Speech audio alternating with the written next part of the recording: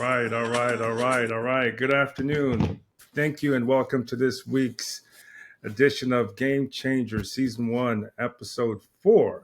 This week I have a very good friend of mine and colleague, Rob Fauver, with me, and we're going to talk a little bit. You're going to get to know him a little bit today and talk about his journey through entrepreneurship and what brought him to SoftServe. So let's jump right into it. Again, Game Changers is a podcast series that I have started for friends and colleagues of mine that I have got to know, and I feel like they've had a significant journey and made achievements and trajectory into a vast amount of success. And I'd like to share their journeys and opportunities to my other friends and colleagues in the audience. So without further ado, let me introduce Rob Fauver. Rob, go ahead and introduce yourself. Thanks for having me on, Roy. Excited to be here. Rob Fauver, and I guess rather than try to introduce myself, I think that's for the next hour is going to be having your guests get to know me a little bit. So, currently a coworker with you here at SoftServe, and excited to talk with you a little bit about my interesting journey. Yes. Okay, so let's jump right into it, Rob. So you have a very interesting background. So let's start there. Without getting too deep, let's maybe talk a little bit about your background and your personal journey into entrepreneurship. So Sure. What kind of brought you into that realm of things? Yeah. As I kind of prepared for this, it gave me a chance to kind of think back a little bit about what prepares you for entrepreneurship.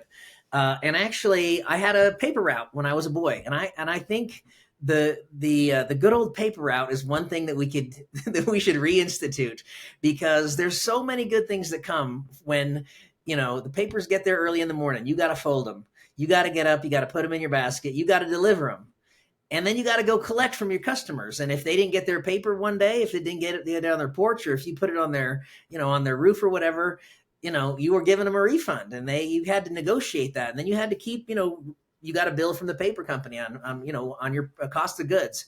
So as I was thinking about that, I was like, there's so much just basic entrepreneurship about running a business, on having, for a young boy or girl to have a paper route where it's like, it's on you, you got to deliver the papers. You're up early in the morning, and your parents help you sometimes, but it really teaches you the basics of making customers happy and getting them their paper, and collecting and kind of the whole life cycle.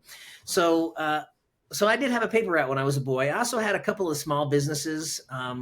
Again, as a young boy, probably 15, 14 years and younger. My parents, I guess my parents in a little ways were kind of entrepreneurs as well. And they helped me start a couple of small businesses.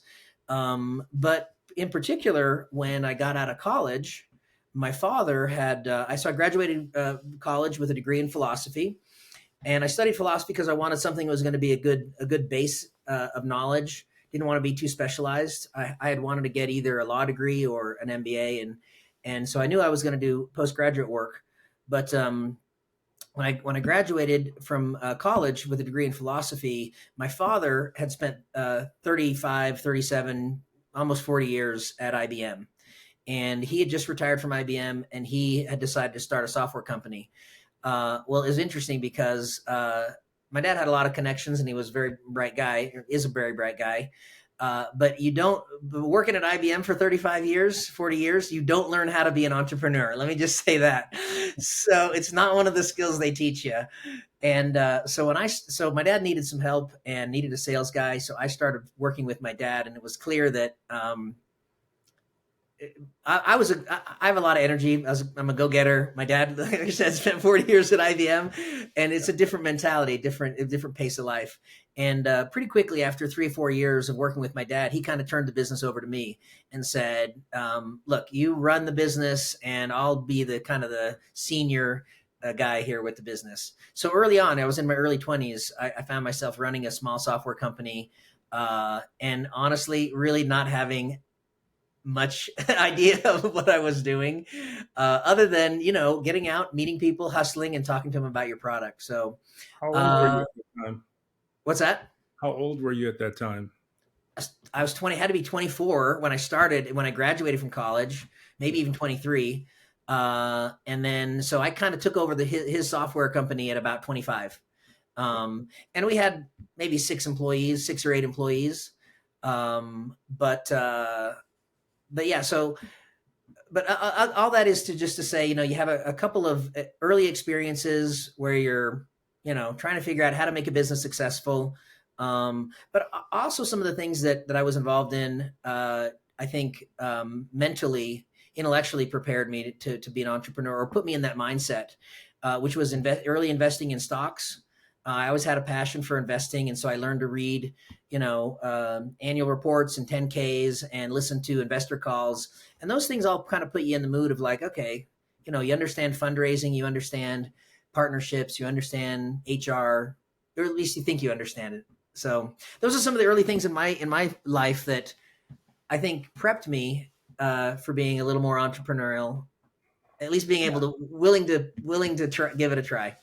Yeah, absolutely. So good nuggets there, whether it's a lemonade stand or paper route, any early interjection into having some kind of process to where you're working with clients and managing some type of business, really gets your entrepreneurial spirit going, is what it It sounds does. like. So Yeah, um, happy to hear that. And then obviously having, parents that kind of have a blueprint or have been professionally involved in some business. So I think that kind of, because I don't see the average teenager or even college kid looking at a 10K investor report or that type of. I was a little bit of a weird kid, to be honest. So I wasn't going to say that, but you know, let's just be open about it. I was a little bit of a all my buddies were into sports and cars, and I was into fashion and investing. So I okay. I didn't fit your typical mold. You know who was my idol? No, I guess idol. I don't know. Growing up, but my remember Michael Keating in what was that show? Not Facts of Life. What was that show? Family Matters, right, or something Family like that. man. Yeah. Yeah, yeah. He was Alex, my Alex P. Keaton. right. Exactly. I Yes, love that guy. I loved him. He was kind of my role model. My role model, I guess. Yeah, absolutely. Good one to have. I mean, he was phenomenal. he was good. So yeah, and I mean, so that's great. I mean, so it sounded like you had some early experiences and, um, a pretty broad perspective into seeing how a business is ran and what success has been. So let's fast forward a little bit and talk about Hoverstate. So that's how you and I got to know each other. Obviously, Hoverstate is an acquisition that SoftServe made a little over a year ago. So let's talk about that a little bit. How you got started at Hoverstate and what it is that they do and did, and where we are today. Sure. So, coming out of the software company that my dad had founded, we sold that. I worked for it for a couple of years, and then I jumped into the advertising marketing space. And it was a hot time to be in technology at the time. It was right at the start of the internet. It was like 90, probably 96 at the time, maybe 97, something like that. And I went to work for a big ad agency. They needed people that knew technology and that knew this new, web worldwide browser web thing that was going on. And so I learned a lot about design and a lot about user behavior and behavioral economics and behavioral science as it relates to selling products online and transacting commerce online. Uh, and then so I had jumped a few jobs, went from kind of agency to agency and found myself working for a large global ad agency. And I had been asked to start up an interactive business unit. We called it interactive at the time. So they're like, start an interactive group. We need an interactive group. We got the print guys over here and we got the broadcast guys over here. We need a digital group. And so they tasked me with starting up a digital group, which was in the Bay Area. I happened to be working in San Francisco. So over the next 3 or 4 years there, I built up an organization, which again was a great experience, prepping me for starting my own business. Because I started from scratch. I was just one guy. They're like, find some clients, hire some people, get some work, and make it happen. So, which Right. is just kind of what I did. Brought a few people on, worked with the existing clients to try to drum up some digital work, and over the next 4 years, I guess, there, built up a team of about 60 people. And so it was a nice, and so it was a good dry run for what I was going to do. And secondly, it also, I realized like, wow, we made a lot of money for people. Like we made, some of these brands. Well, first off, we made a lot of money for Gray Global Group, for WPP.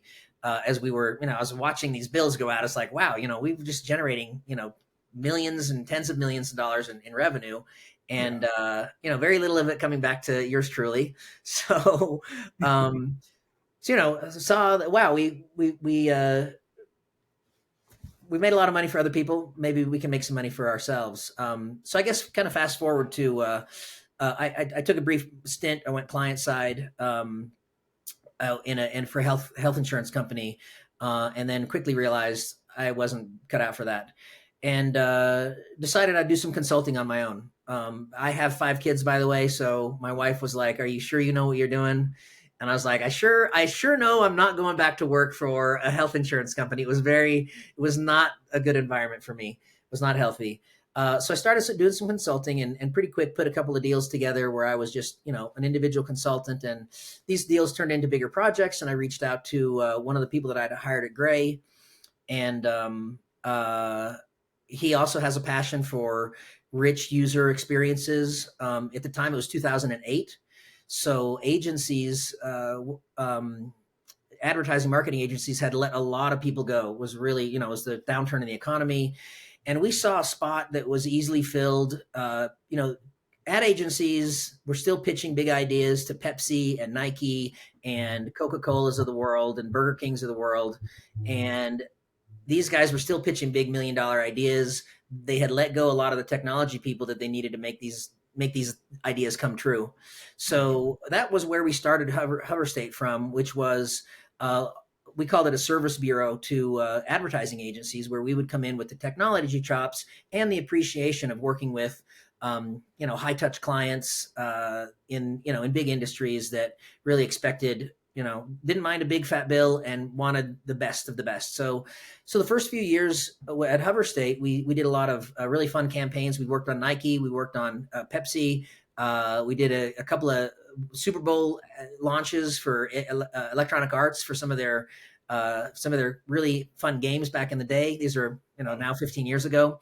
And that's where we got our start. And again, a lot of it came from our love of doing work that was, I want to say flashy, and that's kind of a good word to use, but it's like impactful. Like, you can look at a lot of boring things online, and we've all pulled up an app where it's like, who designed this? Like, do they hate me? Like, why did they do this? Like, were they thinking of the user or not? And so my passion was like making great, exciting things to use. And that was Kyung's passion as well, the other founder of Hoverstate. So that's where we started. And then after a couple of years, we grew that pretty efficiently. First couple of years, that's great. They're like, oh, this is fun and you're exciting and everything is going smoothly. And then, you hit your first bump in the road and you're like, oh, wait, what's going on here? So that's where we started. So I guess that's your question. We started around, and it was a time of the period of the technology where mobile apps were just getting big. Flash was big. It was a technology called Flash that was like super immersive and lots of moving things going on. So that's where we started. That's and I can't say we had a big business plan. We knew what we were passionate about. We knew we had some really good contacts, and we had a great reputation. And those are the things that I've told my kids. All my kids want to start their own business, and I say, spend a few years, get to know some people, get to know an industry, make sure you understand an industry and you have some good connections, because it's very hard to get started without that. So anyway, that was the genesis. Makes sense. So a couple nuggets there. Obviously, there's always going to be bumps in the roads and hurdles when you have your own business as an entrepreneur. But let's backtrack a little bit. So what was your aha moment where you went, I got something. We got something here. So what was that, or when was that? Probably I remember standing on a street corner in San Francisco, and I got a call from the CTO for a large insurance company, and we had met with him and some of his staff a couple of months earlier, and pitched to him, like the way we work, the way we think, how we're different, and it was a great meeting. But then it was a pretty typical sales meeting where now you come out of that and you're pinging him and you're not getting any response back. And I'm walking down the street in San Francisco. We had an office in San Francisco at the time, and I look down and it's this guy we'd met with a couple of weeks before, or a couple of months before. And I pick up the phone and immediately he's like, "Rob, I just came out of the CEO office, and I promised him a mobile app in the next 90 days, and it needs to be amazing. And I just need you guys to build this for me." And it was just like this moment where I was like, yeah, he needs what we have. Like he doesn't have anybody else on his team that he can go to be like, deliver me a big idea and make it hot. And that was what he charged. So immediately I said, I don't know that we can do it in 90 days, but I know I can get you a video of this app in 90 days. So, which is what we did. And he took it into the CEO's office and he said, this is what we're working on. And the CEO was blown away. And he was like, the video is better than the real deal. So, we charged him for the video, then we charged him for the app too. So it turned out being the video on Flash. I don't remember. It probably was. Yeah. Okay. No, that's phenomenal. Yeah, that's when I knew we were in a good spot and that our message was, at least for some people, was going to resonate. So yeah. Yeah. So obviously, the hard work and being prepared when the opportunity came, I think that's always, one of the key things to being successful. So fast forward now, Hoverstate under the SoftServe umbrella. Tell me a little bit about how you would describe what it is that we do together, or what your organization brings to SoftServe to help to set us apart from so many others. Yeah, sure. Let me take a little step back and just say, so after that first little bump we had in the road, we sat down and we really thought, where is the best market? Where can we fit best? Where do we like where technology is going? And we were both passionate about healthcare. It's a great industry. Obviously, like 1/3 of the U.S. economy. It's booming. There's a lot of innovation in healthcare. So we decided that we would try to focus in healthcare, and that's obviously pretty broad. Anything that we could modestly classify as healthcare, cigarettes, alcohol, sure, that's healthcare. whatever. It's on the spectrum somewhere, right? It's either causing a problem or you're solving a problem. So we redefined our kind of go-to-market strategy around healthcare. That helped us kind of refine our messaging, helped us figure out what kind of shows we would go to and the kind of people we would hire. Then we also took some time to get into some specific technologies, some platforms, and kind of explore their ecosystems and get that's a way to generate business as well and to kind of create some synergies with our clients. So those were kind of two big steps that we took at Hoverstate. And then, of course, a couple of years ago, we were approached by SoftServe. Before SoftServe, we had hired an investment banking company to kind of shop the market around. It was, by all accounts at the time, it was a good time to, multiples were high and everybody was paying extra. Okay, well, anyway, things change quickly as we all learn. But so we went on a road show and had narrowed it down, had some virtual meetings with lots of different companies, had in-person meetings with about 7 or 8, I want to say, and then narrowed that down to just 3. SoftServe was the number one company we wanted to start with. A lot, and for a couple of different reasons. Probably the biggest reason, though, it's hard to even say this, but is cultural. Like, we got a great vibe from the meeting. In the advertising industry, and I still use this kind of terminology, I always want to have a chem check with the client. It's like, let's just see if we even like each other. Like, well, maybe we're not good to do business together. And right. And so same kind of thing. We just had a great chemistry with the CEO and with the other folks in the room from SoftServe. and saw their business and saw how they were trying to run their business, which was similar to how we were trying to run our business. They talked about doing great work. They talked about the same kind of things that we would talk about with our employees and with our customers. So you can call that a cultural fit, I guess, but it was like like on a lot of different levels. It seemed like, oh yeah, these guys are a lot like us and they think like us, and I think this will be a good place to land. Um, and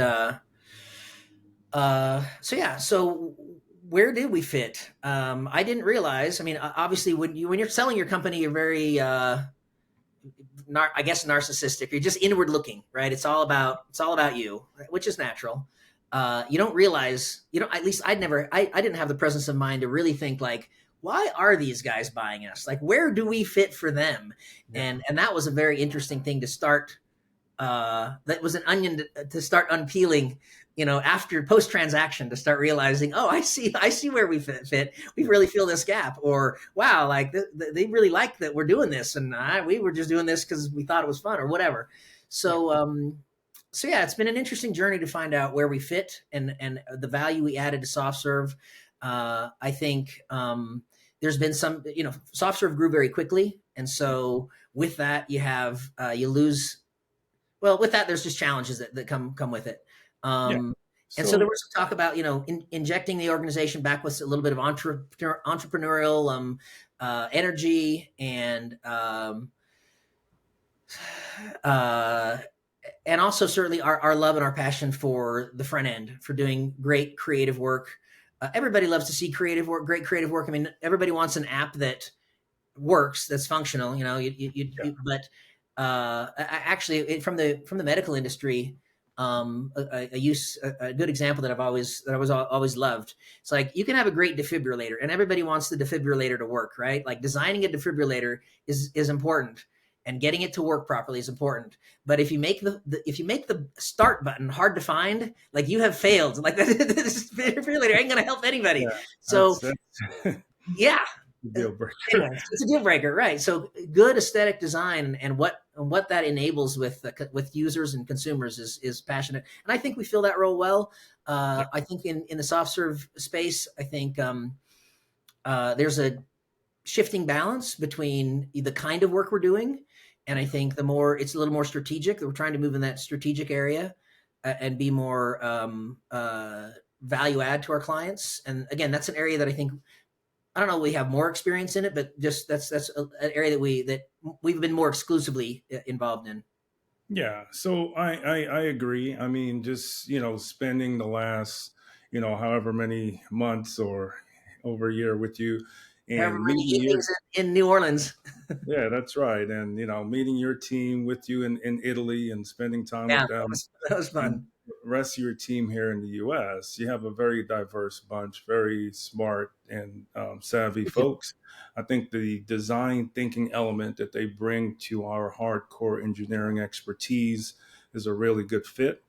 And I see a lot of great things in our future together. And I feel like it was a really good, cultural fit and just, people match all together. So very happy with that so far. I think from an innovation standpoint, we are, evolving, whether it be some of our services and solutions. And Hoverstate is a big part of that, riding that trajectory going forward. So back to your path, your career path.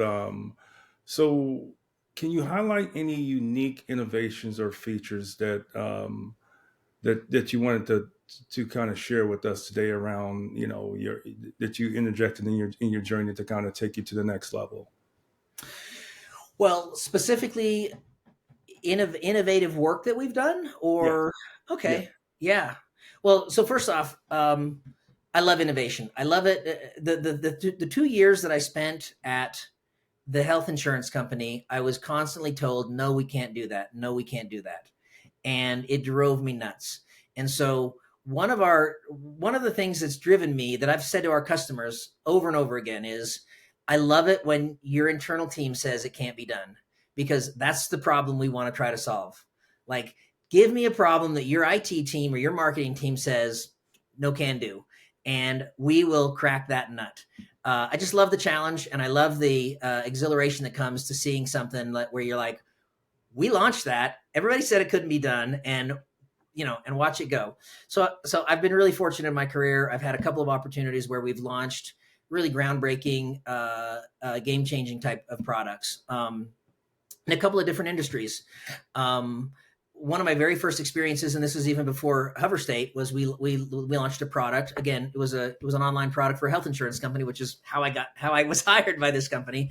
That where we did automated real time underwriting and payment acceptance for health insurance, which this was 2004. Everybody in the industry said, you just can't do it. It's not, you need an underwriter. You need somebody that understands whether to issue a policy, whether they, or do they have a broken leg? Are they trying to scam the system? And that became a $300 million product annually for this company. And just blew the doors off of every, it wasn't my product idea. It wasn't my, everybody else gets all the credit. We just did the technology to it, and just to be the 5% of stuff we did was just amazing. It made the national news. It made. Have you seen this clip from the Daily Show where they featured it on the Daily Show? Yeah, Jon Stewart on the Daily Show. It's hilarious. Yeah, you'll have to send it to me. I'll need to send it to you. Yeah. It's pretty funny. So that got me interested in problems, in business problems that people say are difficult to solve. We launched the first store for United Healthcare, their first online digital store, same kind of thing, selling health insurance to small groups, even a bigger challenge in selling it in the individual market. Lots of different steps to go through. Very challenging to do that. That was a multi-year project. And again, very, very proud of that. For Wizards of the Coast, we launched for them their first mobile gameplay app for Magic the Gathering, which again, I'm not going to go too nerdy on you here, but I had to spend about a year immersing myself in Magic the Gathering to learn how that game works. Yeah, it's just when you're on the consulting side, you learn so many different industries. It's really, really interesting. So yeah. So that's spot on right there. I mean, that was a perfect example of why your organization, you yourself fit within the SoftServe ecosystem and just culturally. I mean, because what you stated, having someone saying that you can't do something and then, taking that challenge upon yourself. I mean, that's SoftServe culture at itself, at its whole. So we really strive ourselves on that, figuring out the hard part, and the challenges. That's one of the things that I've loved about SoftServe is they're like, we got the guys with the PhDs, and they want to solve the hardest problem you have, and that is just exciting to work around people like that. That they're bored by just mundane, by rote stuff. They want a hard problem where they're like, wow, I had to really take all of everything I knew to figure this one out. So yeah. I agree.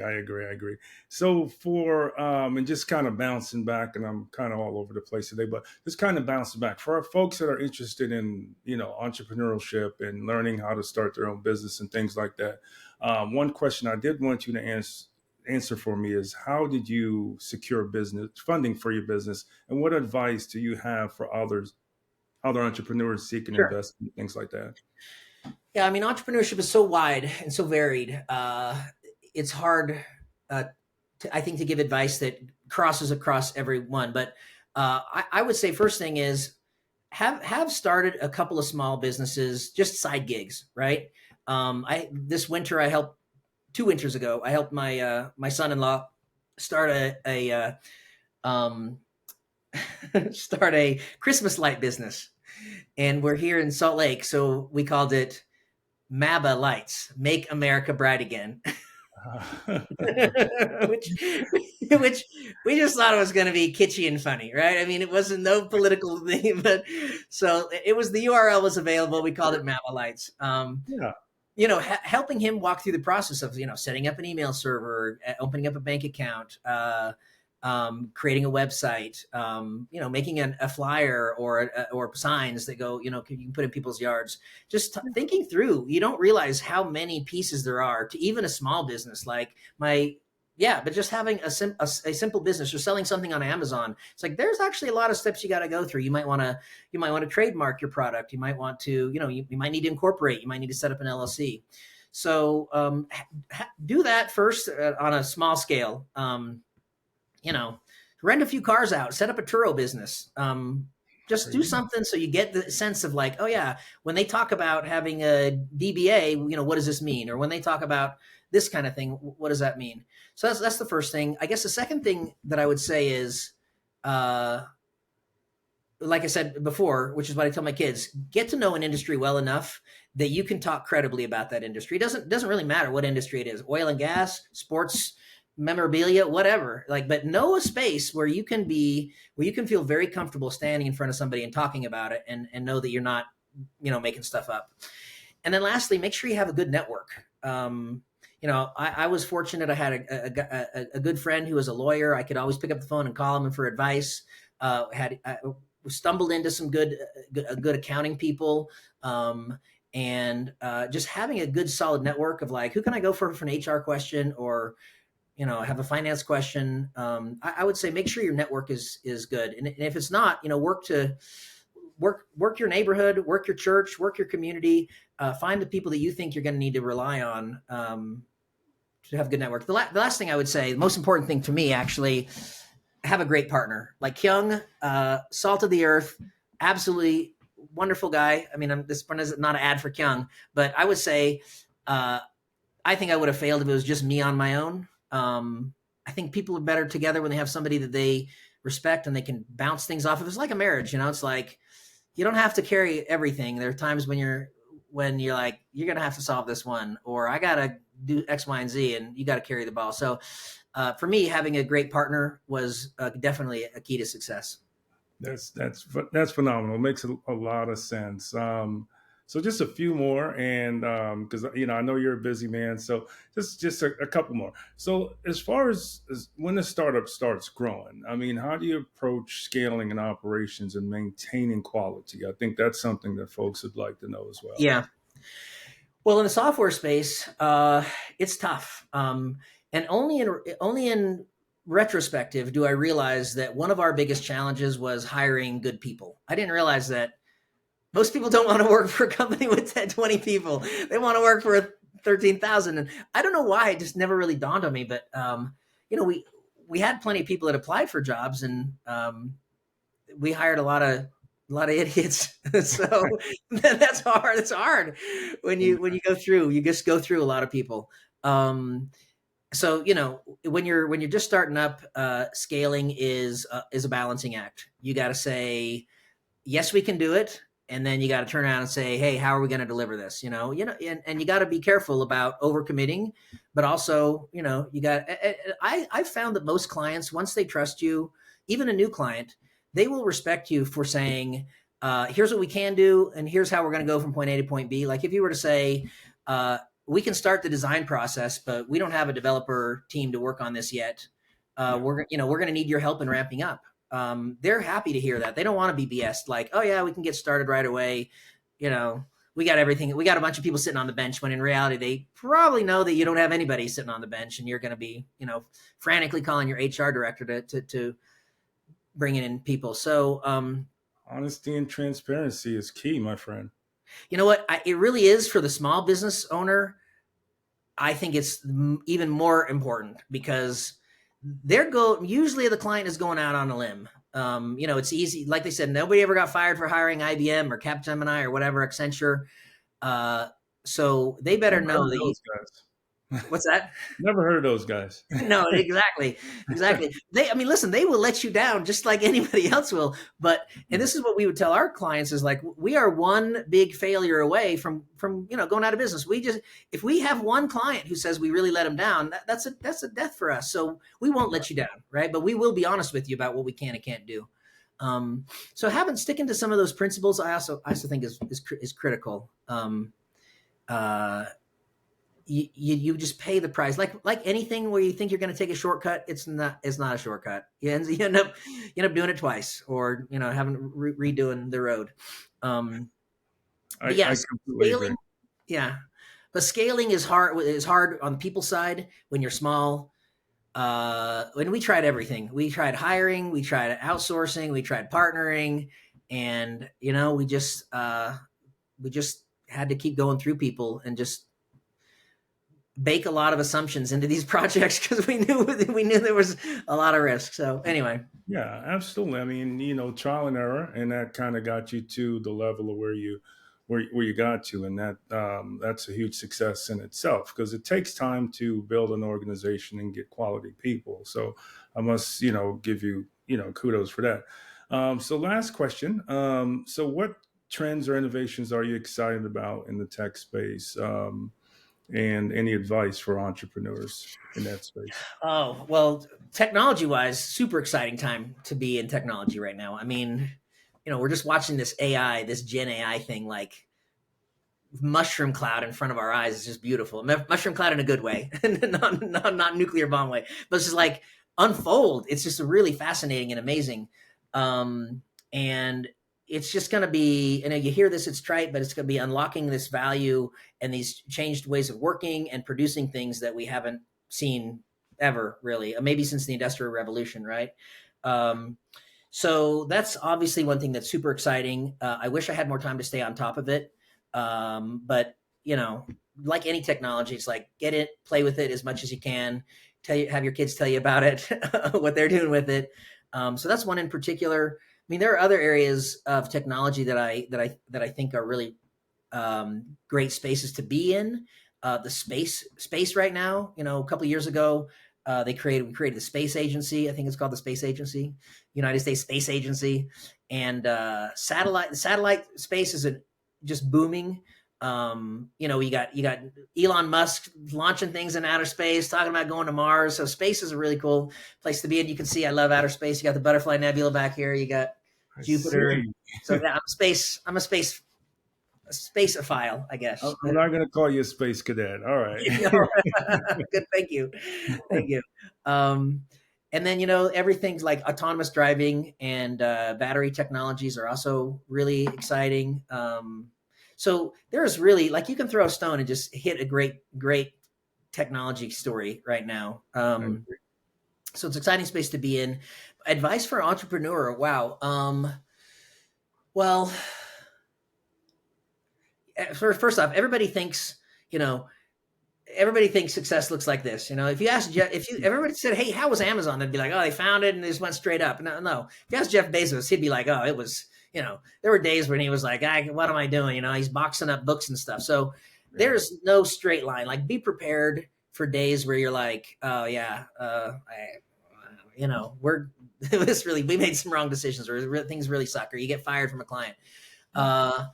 So that's the first thing. I've never been a product guy, really. I mean, I love products. I love creating products for our clients. But if you're thinking about creating a product, whether it's a technology, digital product, or a physical product, I would say make sure you understand the full life cycle really, really, really well. It's one thing to have an idea. It's one thing to even create a prototype. And Elon Musk actually talks a lot about this. It's like, scaling is hard. Like, it's okay to build one Tesla, but to build 30,000 or 300,000 a year, totally different. I think it's a totally different set of skills to go from, like, I'm an idea guy and I'm a concept guy, to, oh yeah, I'm a we're cranking these widgets out, that kind of thing. Right. And then lastly, maybe I'll just share like a story.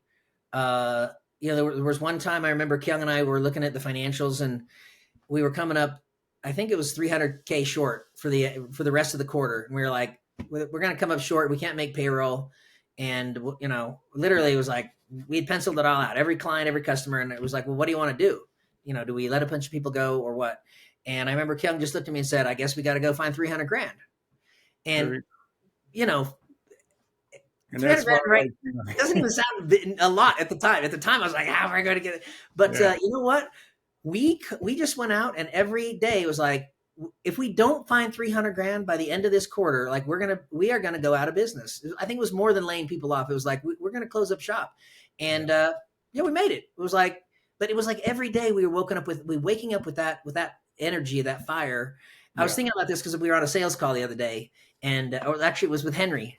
You shouldn't use names, but so I won't give it last name. But Henry and I were talking about motivating salespeople, and I just wanted to say, if you told everybody you get a 500K deal before the end of the quarter, or you're going to be fired, I bet you'd see 75% of them find a deal. Like they would find a deal because they don't want to get fired. But so often we don't have that motivation. It's just the guillotine is not that close to your neck where you're like, I got to make something happen. Yeah. But be prepared to have to do that as an entrepreneur, because you do. It's on you. I agree. I mean, there's different things that motivate different people. But obviously having that fire in the belly is something we talk about all the time. I mean, I spend a lot of hours talking with Henry about these things. He helps me to interview folks sometimes for my team. So I get it. I think, your journey has been phenomenal. I'm very happy to have you as part of the SoftServe. I'm excited to be here. Yeah. You and your team. So you guys are fantastic. And Rob, I know we're a little bit over time, so I just wanted to say thank you again for joining us. And, I look forward to us continuing to work together and doing some great things together. Hopefully we'll do some more traveling together to, I love Italy that. or somewhere else. Yeah. Let's redo it. I'll bring my wife this time. All right. Hey, all right. Thanks for having me on. This was an absolute pleasure. Yep. The same here. So thank you all to our audience members and guests. Just wanted to close out today and say thank you. Feel free to follow us and like the post on YouTube. So thank you and have a great day. All right.